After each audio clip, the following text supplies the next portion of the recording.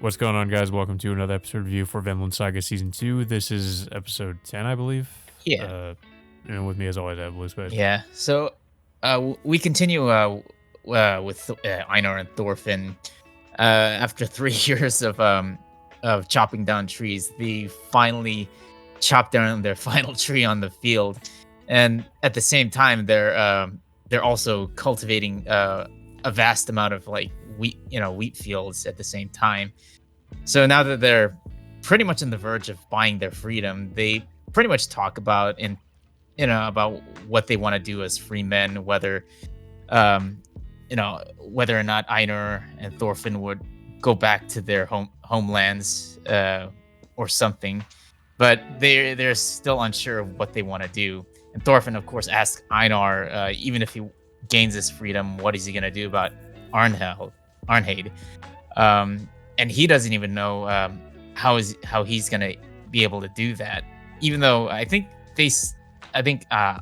Einar knows that Arnheid still has this, I don't know, whatever relationship she has with Kettle. Yeah. Well, Thorfinn says, he's not going to let her go. And Einar, he seems to acknowledge it. Yeah. That there's really nothing he can do. And Thorfinn basically tells Einar what he wants to do is eliminate war and slavery from the world. And that does kind of go into his I guess his character arc throughout pretty much the rest of Vinland Saga. I would say that's his ultimate goal. Yeah, but I'm still a little bit skeptical on how he's going to accomplish something like that, because it kind of goes into what he wants to end up doing. It's not. I mean, I don't think he's obviously. I don't think he really believes he can, completely get rid of war and slavery, but he wants to, without spoiling anything, create a place where there, would be none of that, I guess. Yeah. But before they can discuss any further, Kettle ends up visiting them and tells them that he's going to visit King Harold in, the Palace of Jelling. But before he leaves, he surprisingly offers the two of them their freedom if they're able to till the soil in time to sow the seeds in their fields. Which, of course, like I said, it surprises both Einar and Thorfinn, which they kind of briefly celebrate, but they're a little bit unsure of like how and why they're able to get something like that so easily. And then, of course, before Kettle leaves, he offers them a job to work at his farm if they choose to do so. And pretty much shortly afterwards, the scene shifts to Canute, in which he's visiting his brother, King Harold, in Jelling, pretty much because his brother's is suffering from like an unknown disease. And he ends up visiting his brother, kind of on his deathbed, until we find out through his hallucinations, we find out that Canute is the one responsible for Harold's worsening condition. Yeah, and I do like how before this they kind of established a relationship between Canute and Harold. It was they always had like a good relationship that. They used to play together as children, and Canute kind of, I guess, looked up to him in a way. But of course, yeah, and I also like how he has these hallucinations of the severed head of his father, King Sven, who's just and he's essentially talking to himself, but he believes he's talking to. The severed head of his father is just is talking to him, and that's how we get the reveal that. He was the one that had poisoned Harold, and that's why he's in this condition. I did like when they did this in the manga too, that and it makes sense that Canute would kind of have like the ghost of his father haunt him because of the person he's kind of turned into.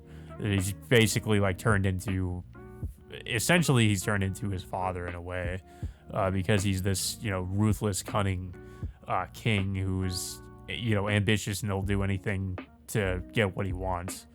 Yeah, it's what he.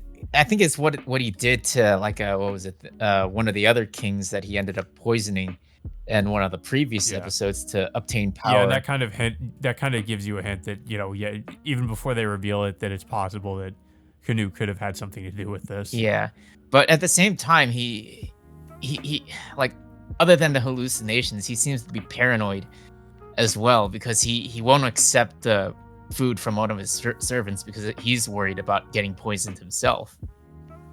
Yeah. Well, and I mean, it makes sense too because, he's because of the way he is and because of his ambitions, he would create enemies and they would who would also want to kill him. Yeah, but overall, that's pretty much the entire extent of the episode we got in terms of pretty much every character we see in this episode. Honestly, it just went by a lot quickly than I thought it would. I do want to say too, I like when they show Thorfinn and Einar again. You can see, through the time skip, Thorfinn's character progression now after, his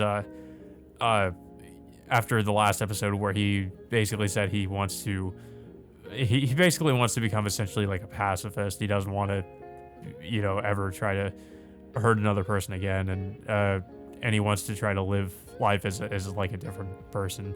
And you can kind of see that in this episode. Like he for once, it feels like it seems he's actually happy.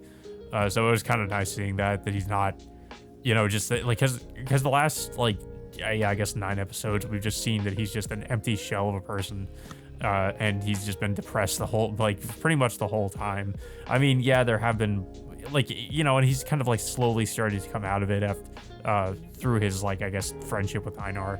But it was like this slow process, and now he's finally like, you can tell he's finally like actually like happy and I guess somewhat enjoying his life again.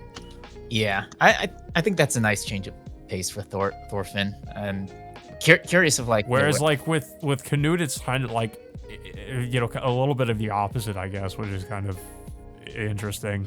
Where he's, I feel like it's more like he was happy, in season 1, but once his I forget. I forget his name, but once his character, I think Ragnar, once Ragnar died, like he's, and the thing that happened with his father, he's turned into a different person, and he's become kind of, in a way also sort of an empty person, just similarly to Thorfinn, but he's not been able to regain that happiness that he once had. Yeah, it's funny that both Thorfinn and Canute were complete opposites, and ever since the events of the end of the first season, they completely just completely switched up their characters in a major 180 of sorts. Yeah. But yeah, it was a really good episode. Again, the season, it's definitely been slow, but I think it's been worth it just to see the development of Thorfinn's character, and also just how the other characters have developed after season 1. Mm-hmm.